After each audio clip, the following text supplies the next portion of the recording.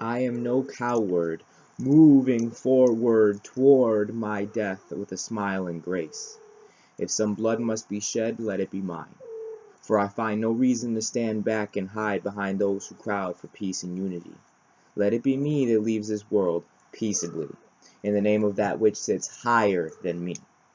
Let me atone for my transgressions, the multitude of painful life lessons that I have waded through while living this blessing.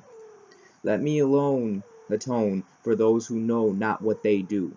These separate realities fallaciously charge you with a conscious awareness of what cannot exist, feeling energy always receding instead of living one vibrational energy. Did you understand me? I said we're feeding every analysis rhetoric instead of learning our various eccentricities are valuable. Unity and homogeny aren't synonymous, but greed will have you thinking individuality and narcissism are most profitable.